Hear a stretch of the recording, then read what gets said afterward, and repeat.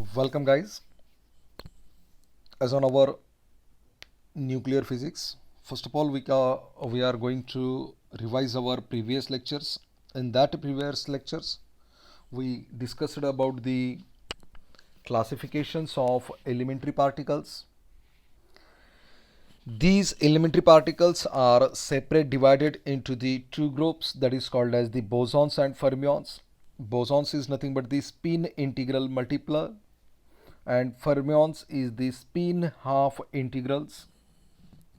The bosons, it is the intrinsic angular momentum equal to an integral multiple of h cross.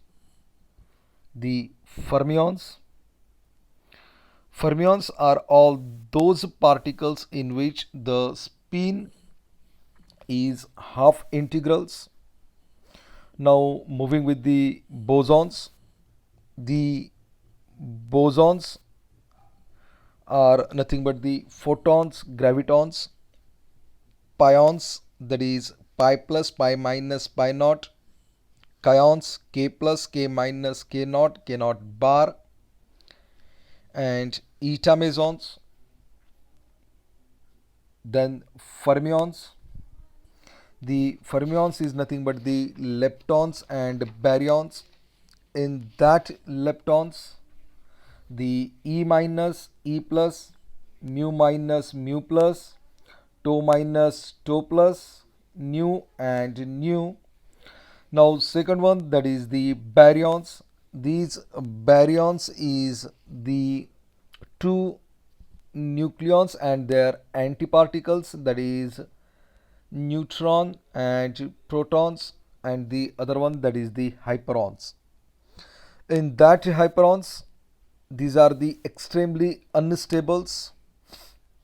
So it is divided into the four subgroups, that is lambda hyperons, sigma hyperons, KSI hyperons, and omega hyperons. It is all about the revisions of our previous lectures. Now today move with the types of interactions. It is one kind of the fundamental interactions, and it is defined as the fundamental forces that act between the elementary particles. These are classified as in a gravitational interaction, strong interaction, weak interaction, and electromagnetic interactions. Today we will discuss about the strong interactions. The in that the strong interactions is acts in between the pair of hadrons. We see in the elementary particles the hadrons. The hadrons, it is nothing but the nucleons. There is a proton neutron, strange baryons, that is lambda and sigma, mesons, that is pi mesons, and strange mesons, that is KSI. So these strong nuclear interactions is always be attractive, and it is independent of the electric charge. So from that, in the proton and neutron, the force is same, but the charge on these nucleons are different. So another one, that is the range. The range of strong interactions is very much shorter as compared than that of gravitational or electromagnetic interactions. Now move with the next points, that is whenever we are increasing the distance of these two particles. Why there are the two particles? Because it always acts in the pair of hadrons. Now whenever we are increasing the distance between these two particles, the energy falls rapidly. Energy falls rapidly. Now we discuss about there are the very much shorter range, and the range of that is 10 to the power minus 15 meter. So another one, it is the responsible, the strong interaction between elementary particles are responsible for the total cross section as a function of energy. Now next, the strong interactions, we already discussed, it is a short range force. Due to that short range forces, it conserves the baryon number, it conserves the charge, it conserves the hypercharge, parity, isospin, and its components. So move with the another points, that is the equivalence of cross section, equivalence of the cross sections for forward and backward nuclear reaction is the evidence of invariance under the time reversal. It's a simply points, it's a simply points. What is the what they say, that is the cross sections, that is the equivalence of that cross sections for forward and backward nuclear reaction. That means both the reactions, which is in a forward reactions as well as in a backward reactions, it is invariance under the time reversals. Now further last point, that is from the CPT theorem. From the CPT theorem, we infer invariance under the charge conjugations.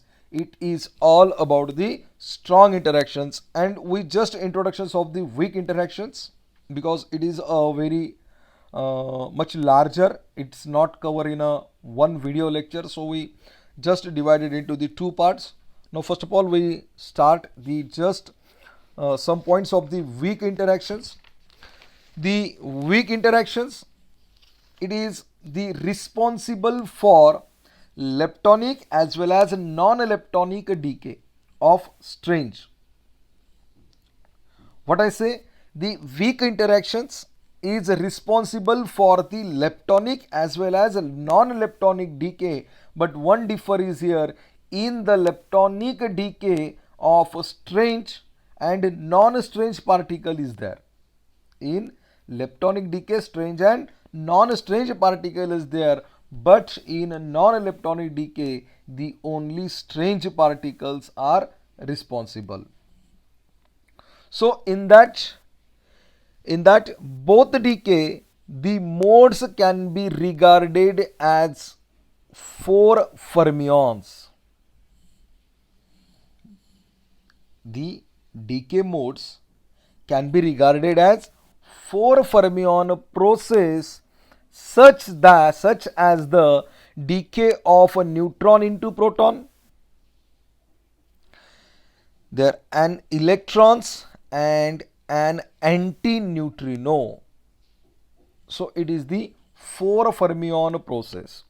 Next point, the characteristics lifetime is large, nearly equal to 10 to the power minus 8 second, and it is comparison of strong and electrostatic interactions, and the characteristics of these particles for the cross section is least nearly equal to 10 to the power minus 12 MB.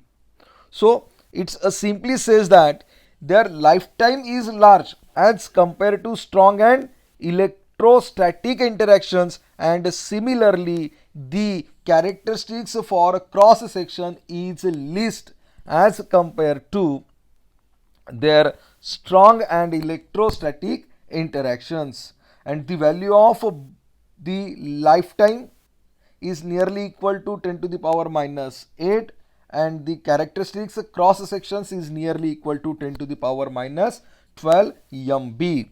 So another one point is, in that weak interaction force, it has a very short range, that is the 10 to the power minus 17 m below, and it can be distinguished from other two by its special characters, by its special characters. So another one point is, in that weak interactions, they are classified as a charged, they are classified as a charged or the neutral, depending on whether it is the particle are participating or not participating. So there the basic criteria, they change their charge.